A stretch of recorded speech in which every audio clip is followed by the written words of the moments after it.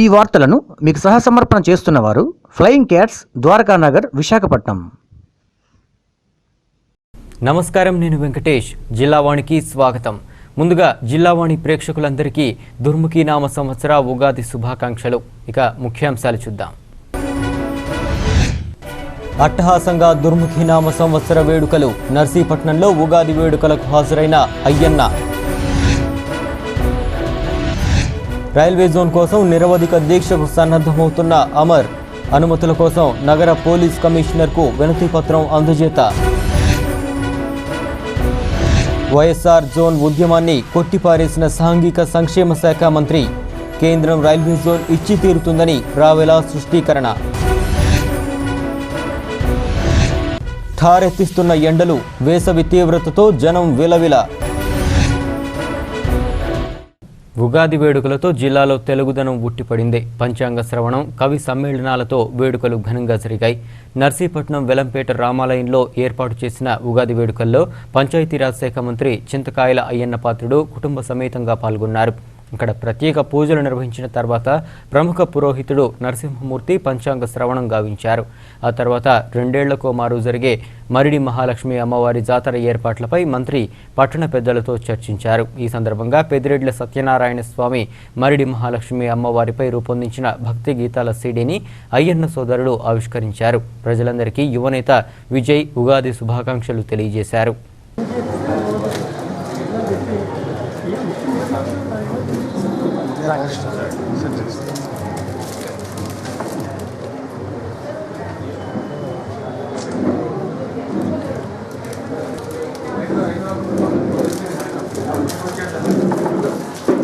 ఉండదు. పాలు సమృద్ధిగా ఉంటాయి, పాల కేంద్రాలు ఎక్కువగా ఉంటాయి, పాలతో అభివృద్ధి పెరుగుతుంది. రవి కొంచెం ఎవరి చేతిలో ఉందే తెలిసేది. ఈ సంవత్సరం జనవరి వరకు వృశ్చికంలోను, ప్రధాన ధనస్సులోను సంచారకానిగా అక్టోబర్ 28 వరకు గొల్లవాడి చేతిలోను, అనంతరము బాల బ్రాహ్మణ చేతిలో ఉండను. గొల్లవాడి చేతిలో ఉండగా సుభిక్షేమారోగ్యములు, పాడి పంటలు కలుగును, ధనధాన్యం ధరలు తగ్గింపుడా సంభవించను. బ్రాహ్మణ చేతిలో ఉండటం వల్ల దుర్భిక్షంగా ఉంటుంది. భయోద్భాసము, ప్రజాక్షోభ, ఆహారాన్ని కొడతాయి. 7 భాగం సముద్రంలోను, 9 భాగం పర్వతంలో ఉంటాయి. అయితే నీలనామక దేహం చతుర్ముఖ పక్షంలో అమర్తనామ దేహం మేరు శిఖరంగా పుట్టుతుంది.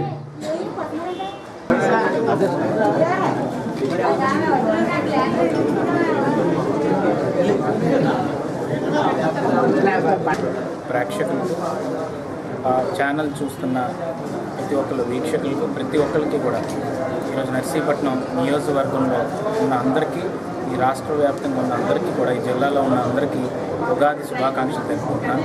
ఈ సంవత్సరం అందరూ కూడా భగవంతుడి దయ వల్ల అందరూ బాగుండాలి, వాళ్ళ కుటుంబ సభ్యులందరికీ కూడా మంచి జరగాలని చెప్పి ఈ సందర్భంగా కోరుకుంటూ ఈరోజు ఈ జిల్లాలో ఉన్న న్యూస్ మొత్తాన్ని కూడా అతి చేరుగా ప్రజలకి అతి చేరుగా న్యాయం జరిగే విధంగా, ఏ సమస్యలున్నా కూడా ఆ సమస్యని వెంటనే కూడా సాల్వ్ చేసి జనాలకు మంచి చేసే విధంగా జిల్లావాణి అభివృద్ధి చెందుతుంది. ఆ న్యూస్ ఛానల్కి శుభాకాంక్షలు తెలుపుకున్నా, న్యూస్ ఛానల్లో పనిచేసిన ప్రతి ఒక్కరికి కూడా శుభాకాంక్షలు తెలుపుకుంటూ సెలవు. జోన్ కోసం నిరవధిక నిరాహార దీక్ష చేపడుతున్న వైఎస్ఆర్ కాంగ్రెస్ పార్టీ న్యాయపరంగా ఎదురయ్యే పరిణామాలపై వ్యూహాత్మకంగా అడుగులేస్తోంది. రాష్ట్ర పునర్విభజన చట్టంలోని హామీలను గాలి కొదిలేసిన బీజేపీ ప్రభుత్వం రైల్వే జోన్ విషయంలో ఇప్పటికీ సరైన స్పష్టత ఇవ్వకపోవడంతో వైకాపా ఉమ్మడి ఉద్యమానికి కార్యాచరణతో ముందుకెళుతోంది. ఇందులో భాగంగా పార్టీ జిల్లా అధ్యక్షుడు గుడివాడ అమర్నాథ్ ఈ నెల 14 నుంచి ఆమరణ దీక్ష చేపడుతున్న నేపథ్యంలో దీక్షకు అనుమతి ఇవ్వాలని నగర పోలీస్ కమిషనర్కు వైసీపీ శ్రేణులు వినతి పత్రాన్ని అందజేశారు. జోన్ విషయంలో కేంద్రంపై ఒత్తిడి తెచ్చి విజయం సాధిస్తామని అమర్ ఆశాభావం వ్యక్తం చేశారు.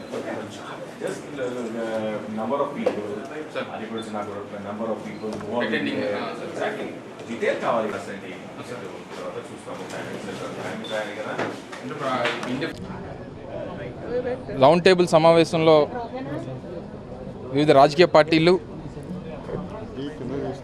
నగరంలో ఉన్నటువంటి మేధావులు, రైల్వే యూనియన్స్ కానీ, ఇతర ట్రేడ్ యూనియన్స్ వారు కానీ, లేకపోతే స్టూడెంట్ యూనియన్స్ వారు కానీ అందరి తాలూకా ఏకగ్రీవ తీర్మానంతో గతంలో ప్రకటించినటువంటి విధంగానే ఏప్రిల్ 14వ తారీఖు లోపు విశాఖపట్నానికి రైల్వే జోన్ ప్రకటన రాకపోతే కేంద్రం నుంచి ఇండెఫినెట్ హంగర్ స్ట్రైక్ ఆమర నిరాదీక్ష చేస్తామని చెప్పి ప్రకటన చేశాము. దానికి కట్టుబడి ఉంటూ ఈరోజు నగర పోలీస్ కమిషనర్ గారిని దాని పర్మిషన్ నిమిత్తం ఈరోజు ఆయన వచ్చి కోరడం జరిగింది. దానికి రౌండ్ టేబుల్ సమావేశంలో వివిధ రాజకీయ పార్టీలు, నగరంలో ఉన్నటువంటి మేధావులు, రైల్వే యూనియన్స్ కానీ ఇతర ట్రేడ్ యూనియన్స్ వారు కానీ లేకపోతే స్టూడెంట్ యూనియన్స్ వారు కానీ అందరి తాలూకా సానుకూలమైనటువంటి నిర్ణయం తీసుకొని పర్మిషన్ ఇమ్మని చెప్పి ఆయన హృదయపూర్వకంగా కోరడం జరిగింది. ఆయన కూడా పబ్లిక్ ఇంట్రెస్ట్ కోసమే మేము కూడా పనిచేస్తూ ఉన్నాం, తప్పకుండా దాని మీద ఆలోచన చేస్తామన్నటువంటి మాట చెప్పారు. ప్రభుత్వం ఈ ప్రాంతానికి సంబంధించినటువంటి సమస్యగా, ఈ ప్రాంత ప్రజలకు సంబంధించినటువంటి సమస్యగా మీ ద్వారా మరొకసారి నగర పోలీస్ కమిషనర్ గారిని హృదయపూర్వకంగా దీని మీద సానుకూలంగా నిర్ణయం తీసుకొని మేము పెట్టబోయేటువంటి ఈ కార్యక్రమానికి వారి పూర్తి మద్దతు కూడా ఈ ప్రాంత ప్రజలకు ఇవ్వాలని చెప్పి మీ ద్వారా మరొకసారి కోరుతా ఉన్నా. ఉద్యమాలతో రైల్వే జోన్ సాధిస్తామన్న వైసీపీ వ్యాఖ్యలను సాంఘిక సంక్షేమ శాఖ మంత్రి రావెల కిషోర్ బాబు కొట్టిపారేశారు. ఆ పార్టీ మునిగిపోయే నావలా తయారైనందునే వైకాపా నుంచి పలాయనం చిత్తగిస్తున్నారని, ఇక ఆ పార్టీ ఉద్యమాలకు ఎవరూ స్పందిస్తారని కిషోర్ బాబు ప్రశ్నించారు.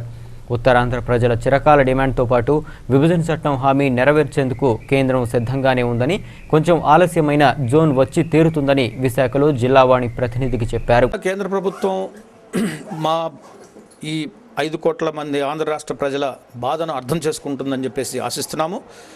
ఈ రాష్ట్ర ప్రయోజనాల దృష్ట్యా, రాష్ట్ర సంక్షేమం దృష్ట్యా, రాష్ట్రం యొక్క భవిష్యత్తు దృష్ట్యా తప్పనిసరిగా కేంద్ర ప్రభుత్వం స్పందించి ముందుకు వచ్చి సహాయం చేస్తుందని చెప్పేసి మా ఆశ. ఆవేదనను వ్యక్తం చేయడంలో తప్పేం లేదు. దాని ద్వారా వారి నుంచి మంచి స్పందన వస్తుందని చెప్పేసి ఆశిస్తున్నాం. విశాఖపట్నాన్ని జోన్గా ప్రకటించడం అనేది రీఆర్గనైజేషన్ చట్టంలో పొందుపరిచినటువంటి అంశం. రీఆర్గనైజేషన్ చట్టాన్ని అమలు చేయవలసినటువంటి బాధ్యత కేంద్ర ప్రభుత్వాన్ని. తప్పకుండా విశాఖపట్నం జోన్ని ప్రకటిస్తారు. ఆ ఆశ మాకు తప్పకుండా ప్రకటిస్తారనేటువంటి ఆశ మాత్రం ఉంది. కానీ ముఖ్యంగా చూసుకుంటే మాత్రం చంద్రబాబు నాయుడు కేంద్ర ప్రభుత్వం అసలు ఉన్న నేపథ్యంలో అసలు ఖచ్చితంగా జోన్ వచ్చే అవకాశం ఉందని భావిస్తున్నాను. తప్పకుండా జోన్ వస్తుందని చెప్పేసి ఆశ. అది రీఆర్గనైజేషన్ చట్టంలో పొందుపరిచింది. అది కేంద్ర ప్రభుత్వం యొక్క హామీ. కాబట్టి కేంద్ర ప్రభుత్వం యొక్క బాధ్యత ఈ యొక్క జోన్ని ప్రకటించడం అనేది తప్పకుండా ప్రకటిస్తారు. కాకపోతే కొంత ఆలస్యం ఏదైనా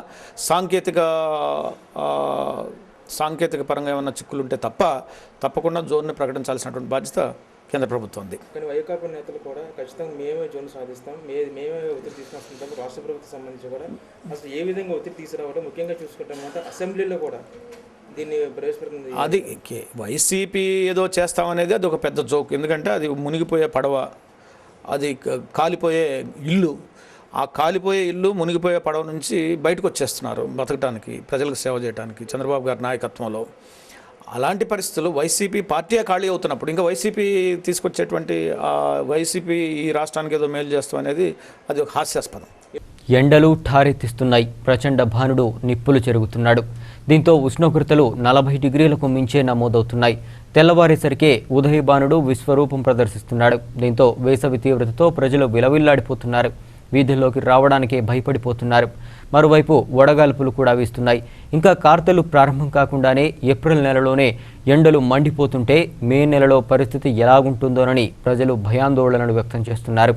వేసవి తీవ్రత పెరుగుతున్న నేపథ్యంలో ప్రజలు అప్రమత్తంగా ఉండాలని వైద్యులు సూచిస్తున్నారు. ముఖ్యంగా చంటి పిల్లలు, గర్భిణీల విషయంలో చాలా జాగ్రత్తలు పాటించాలని వైద్యులు అంటున్నారు.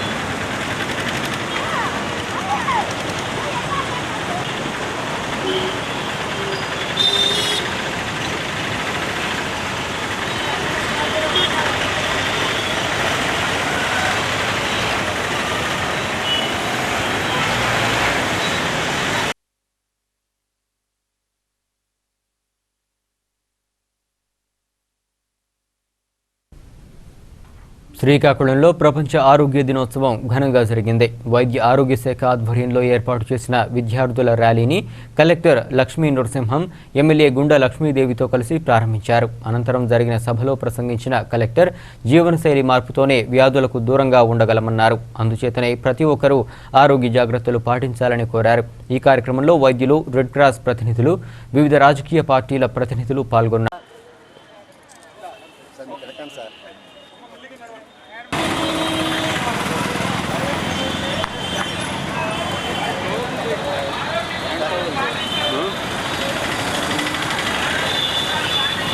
మన్మథనామ సంవత్సరం చివరి రోజు రేపు మనందరికీ ఉగాది. దుర్ముఖి నామ సంవత్సరంగా దీన్ని పేర్కొంటారు. మరి ఆ దుర్ముఖం ఏంటో నాకు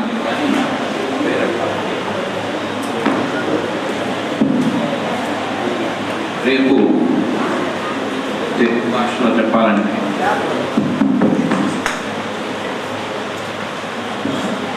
యుగాది అంటారు. యుగానికి ఆది. అపభ్రంశ రూపంలో మనం ఉగాది అంటాం. అందరికీ ముందస్తుగా దుర్ముఖి నామ సంవత్సర ఉగాది శుభాకాంక్షలు. మన రాష్ట్ర వ్యాప్తంగా రేపు ఉగాది ఉత్సవాలు అధికారికంగా నిర్వహించాలని ప్రభుత్వం నుంచి మనకు ఆదేశాలు వచ్చాయి. దానికి సుమారు 5 లక్షల నిధులు కూడా విడుదల చేశారు. మన జిల్లాలో ఉండే ప్రతి మండల కేంద్రంలో, రెవెన్యూ డివిజన్ స్థాయి కేంద్రంలో, అన్ని మున్సిపాలిటీల్లో, శ్రీకాకుళం ముఖ్య పట్టణంలో ఉగాది ఉత్సవాలు రేపు నిర్వహించే ప్రయత్నాలు మనం చేస్తున్నాం. మన జిల్లాలో కూడా రేపు పంచాంగ శ్రవణం, కవి సమ్మేళనం, ప్రతిభావంతులైన వ్యక్తులను సన్మానించడం ఇలాంటి చిన్న కార్యక్రమాలు మనం పెట్టుకున్నాం. ఈరోజు ప్రపంచ ఆరోగ్య దినోత్సవం కింద మనం జరుపుకుంటున్నాం. ఇలా ఉత్సవాలు ఎందుకు జరుపుకుంటాం? సాధారణ మాటలో చెప్తే ఆరోగ్య దినం అంటాడు. మన తెలుగు రాష్ట్రాల్లో దినం అనే పదాన్ని వేరేగా ప్రయోగిస్తాం. ఎవరైనా మన పితృదేవతలు పరమపదించిన వాళ్ళ తత్ దినము అబ్దికం ఉన్న రోజున దాని దినం కింద మనం తీసుకుంటాం. ఆ రోజు ఎందుకు మనం అలా తీసుకుంటామంటే సంవత్సరంలో ఒకరోజైనా వాటిని మనసారా స్మరించుకుని వారి స్మృతులు నెమరు వేసుకోవడానికి మనం ప్రయత్నం చేస్తాం. ప్రపంచంలో ఎన్ని రకాలైన సమస్యలు ఉంటే అన్ని రకాలైన సమస్యల కంటే ఎక్కువ దినాలు మనకు ఉన్నాయి. ఎంతో ఉన్నత ఆశయాల కోసం ఎన్టీఆర్ స్థాపించిన తెలుగుదేశం పార్టీని చంద్రబాబు గంగలో కలిపేస్తున్నారని మాజీ మంత్రి, వైసీపీ నేత తమ్మినేని సీతారాం ఆరోపించారు. శ్రీకాకుళం పార్టీ కార్యాలయంలో మీడియా సమావేశంలో తమ్మినేని తెలుగుదేశం పాలనపై నిప్పులు చెరిగారు. కేంద్రం ఇస్తున్న నిధులను రాష్ట్ర ప్రభుత్వం దారి మళ్లిస్తోందని ఆరోపించిన సీతారాం ప్రజలకు ఇచ్చిన హామీలను నెరవేర్చకుండా టీడీపీ, బీజేపీలు పరనిందలు వేసుకుంటున్నాయన్నారు. 15 సంవత్సరంలో రాష్ట్ర ప్రభుత్వం రాయితీల పేరుతో, అలాగే పథకాల పేరుతో దుబారా ఖర్చులు ఇష్టం వచ్చినట్టుగా చేసుకుంటూ వెళ్ళారు.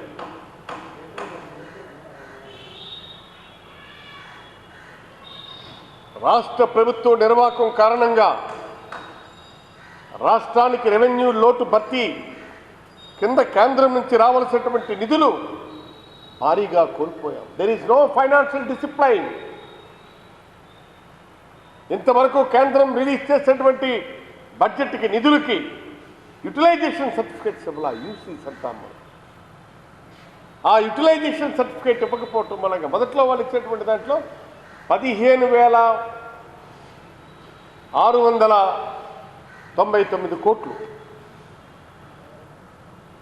లోటు బడ్జెట్ ఉంది, ఇమ్మనమని చెప్పి రాష్ట్ర ప్రభుత్వం కేంద్ర ప్రభుత్వాన్ని కోరితే చాలా స్పష్టంగా వాళ్ళు చెప్పారు. అడ్వకేట్ జనరల్ పూర్తిగా నివేదిక ఇచ్చిన తర్వాత దాని మీద మీరు ఇచ్చినటువంటి దాని మీదను నివేదికలు అందించిన తర్వాత మాత్రమే మీకు ఆర్థిక సహాయం కోసం ఆలోచిస్తామని చెప్పి వాళ్ళు చెప్పారు ఒకవైపును. అలాగే కాగ్ అక్షంతలు వేసింది. ఆంధ్రప్రదేశ్లో కేంద్రం నిధులు దుర్వినియోగం చేసినట్టుగా, ఒక పద్ధతి లేకుండా, ఒక ప్రణాళిక లేకుండా వాళ్ళు ఇష్టానుసారంగా నిధులు దుర్వినియోగం చేశారని చెప్పి కాగ్ అభ్యంతరాలు తెలియజేసింది. ఒకవైపున అడ్వకేట్ జనరల్ పూర్తిగా దాని మీదను నివేదిక ఇచ్చిన తర్వాత దీని మీద ఆలోచిస్తామని చెప్పారు. ఆ విధంగా చేసినప్పుడు 2,300 కోట్లు 15,900 కోట్లు పైగా వాళ్ళు అడిగితే, మన వాళ్ళు అడిగితే 2,000 మనం అడుగుతున్నటువంటిది ఎక్కడిక్కడ మేము క్లియర్గా ఒకటే, తోక కుక్కనాడిస్తుందో కుక్క తోకనాడిస్తుందో వీళ్ళిద్దరూ తెలుసుకోవాల్సినటువంటి అవసరం ఉంది. ఇటు బీజేపీ ఉంది. జిల్లా వాణి న్యూస్లో చిన్న విరామం తీసుకుందాం.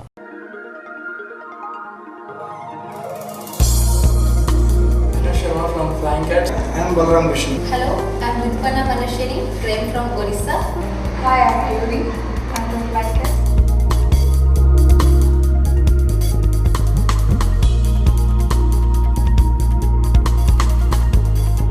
Flying Cats, we are changing lives and we are making future ambassadors. So in order to achieve your dreams, in order to be closer to a world-class future, please come to Flying Cats.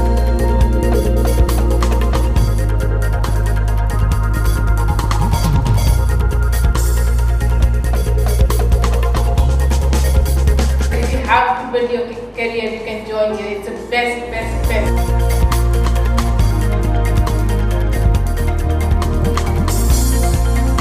For all of you out there waiting to achieve a career in aviation, hospitality and tourism.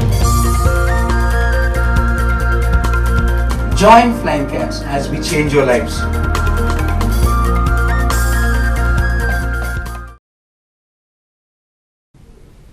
Telugu సంవత్సరాది ఉగాది. తెలుగుంటి సంస్కృతి సంప్రదాయాలకు ప్రతీక ఈ ఉగాది. అందుచేతనే ఉదయాన్నే ఇళ్ల వద్ద పూజలు గావించి ఉగాది పచ్చళ్లు నోటిలో వేసుకున్న ప్రజలు అనంతరం దైవ దర్శనాలు చేసుకున్నారు. ఉగాది సందర్భంగా పలు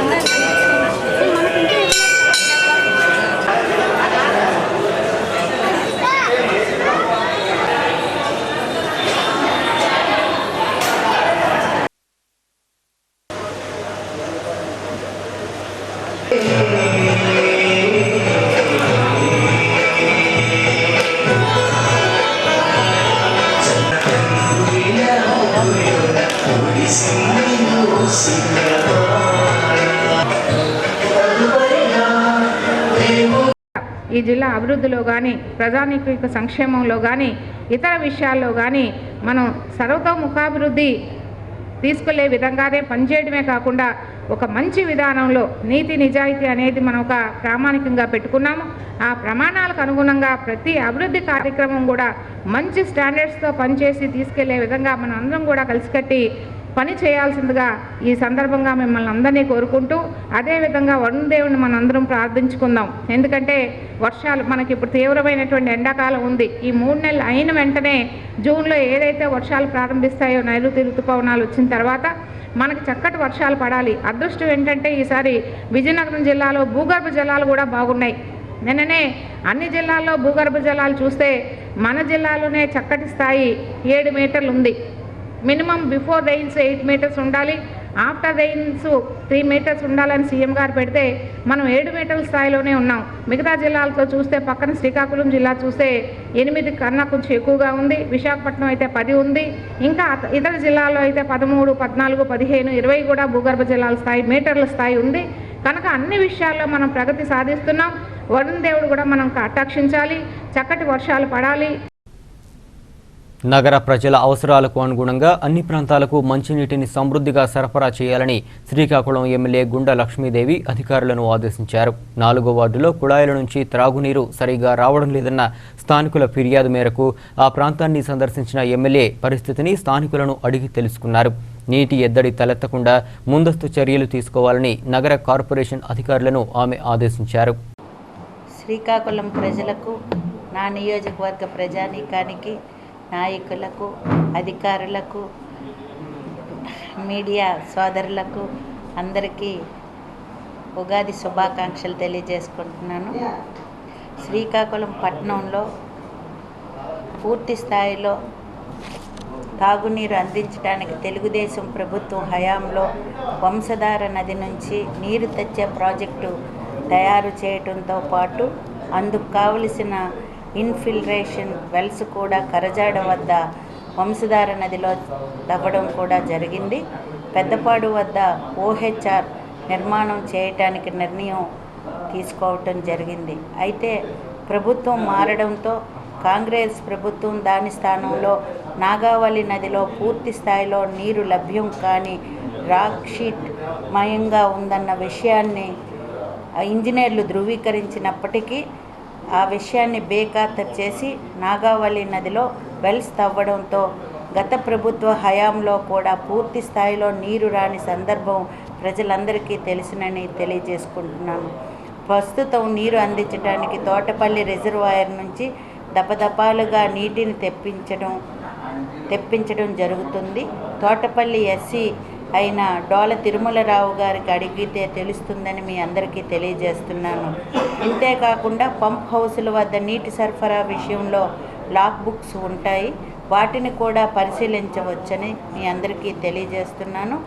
ఇప్పుడు ఉన్న బావుల లోతు పరిశీలిస్తే సుమారు 30 అడుగుల లోతని, అవి ఎంత నీటిని అందిస్తుందో తెలుసు కాబట్టి అందుకోసం ప్రత్యామ్నాయంగా ప్రస్తుత అవసరాల దృష్ట్యా పై రిజర్వాయర్ నుంచి వచ్చే నీటిని సముద్రం పాలు కాకుండా అక్కడ చంద్రబాబు నాయుడు గారు ఇచ్చిన 20 కోట్ల రూపాయలతో అందులో 4 కోట్ల రూపాయలతో నదికి అడ్డుకట్ట నిర్మించడం జరుగుతుందని, అందుకు సంబంధించిన ప్రతిపాదనలు తయారు చేయడం జరుగుతుందని మీ అందరికీ తెలియజేస్తున్నాను.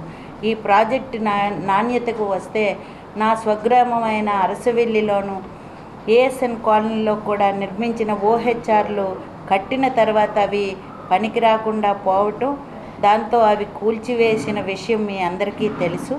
దాంతోపాటు అనేక OHRలు కూడా మరమ్మతులు చేయటం మీ అందరికీ తెలుసునని తెలియజేసుకుంటున్నాను. మోటార్ వెహికల్ ఇన్స్పెక్టర్ అవతారమెత్తి లారీ డ్రైవర్లను దోచుకోవడమే ప్రవృత్తిగా పెట్టుకున్న ముగ్గురిపై విశాఖ పోలీసులు కేసు నమోదు చేశారు. ఆర్డీఓ కార్యాలయం వద్ద ఏజెంట్గా పనిచేస్తున్న సంపతి శ్రీనితో కలిపి మరో 2 రాత్రుల సమయాల్లో లారీలను ఆపి డ్రైవర్లను దోచుకుంటున్నారు. ఇలాగే శీలానగర్ సమీపంలో ఓ డ్రైవర్ను బెదిరించి 2,000 రూపాయలు లంచం డిమాండ్ చేసిన నకిలీలు చివరికి 1,000 రూపాయలు అపహరించుకొని పోయారు. దీంతో నగరంలోనికి దిగిన పోలీసులు 2ని అరెస్టు చేశారు. ఈ కేసులో ప్రధాన ముద్దాయి పరారీలో ఉన్నాడని డీసీపీ రవికుమార్ తెలిపారు. మరో కేసులో మహిళ మెడ నుంచి బంగారు ఆభరణాలు అపహరించిన సిహెచ్ ఎల్లాజీని కూడా అదుపులోకి తీసుకున్నామని డీసీపీ తెలిపారు.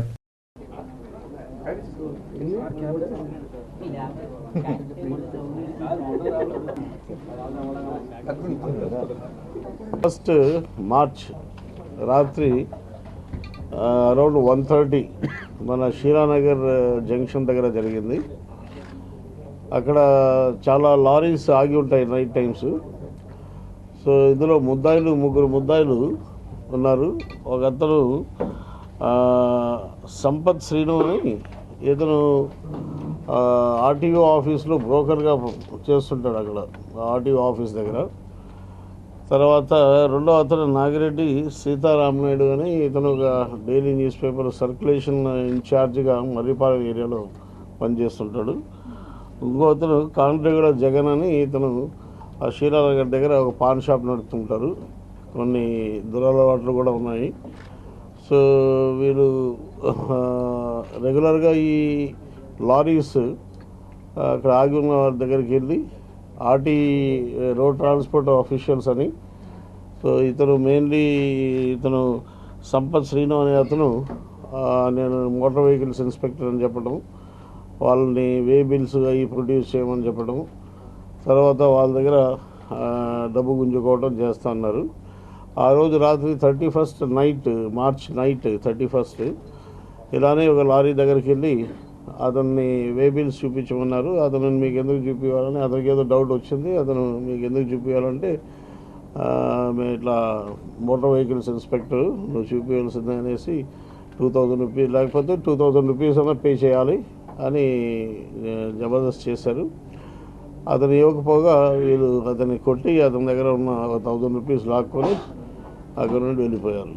సో ఈ కంప్లైంట్ పైన గాజువాకలో కేసు కట్టాము. ఇందులో 2 ముద్దాయిలు దొరికారు. ఇతను మెయిన్ సంపత్ శ్రీనివాసం అనే అతను బతుకుదెరువు వెతుక్కుంటూ విశాఖ నగరానికి వచ్చిన గిరిజన యువతిని ప్రేమతో నయవంచన చేసిన నారాయణరావుపై చట్టపరంగా చర్యలు తీసుకోవాలని గిరిజన సంఘాలు డిమాండ్ చేశాయి. నాతవరం మండలానికి చెందిన మధులత అనే గిరిజన యువతి ఉపాధి కోసం నగరంలోని ఓ సంస్థలో పనిచేస్తోంది.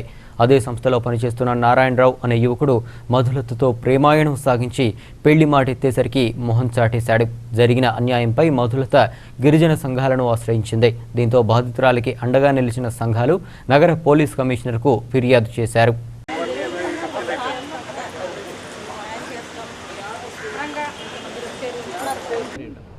నా పేరు మధులత అండి. మాది నాతవరం మండలం సరుగుడు గ్రామం అనమాట. నాకు పేరెంట్స్ లేరనమాట. మా అత్తే నన్ను పెంచుకుంది. ఇంటర్మీడియట్ వరకు చదువుకున్నాను. తర్వాత ఇంట్లో పరిస్థితులు బాగాలేక జాబ్ చేసుకుందామని సిటీకి వచ్చాను. ఎన్ఈడీలో శ్రీహర్ష మోటార్స్లో జాబ్ చేసేదాన్ని. అక్కడ ఒక అబ్బాయి నాకు పరిచయం అయ్యాడు, పంపిరెడ్డి నారాయణరావు అని. అదే సంస్థలో ఆడిటర్గా పనిచేసేవాడు అనమాట.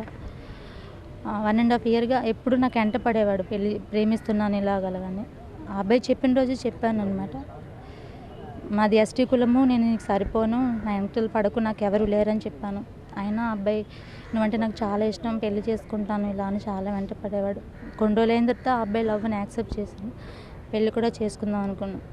కానీ లాస్ట్ మంతే తెలిసిందనమాట అబ్బాయికి వేరే అమ్మాయితో పెళ్ళి అయిపోతుందని. ఇంకా నేను చాలా నిలదీసి అడిగితే ఆ అబ్బాయి చెప్పాడు, నేను పెళ్లి చేసుకోవడం కుదరదు, నువ్వు వేరే కాస్ట్ అమ్మాయి కదా అని చాలా మాట్లాడాడు. నా పేరు ఎస్ గంగరాజ్ అండి.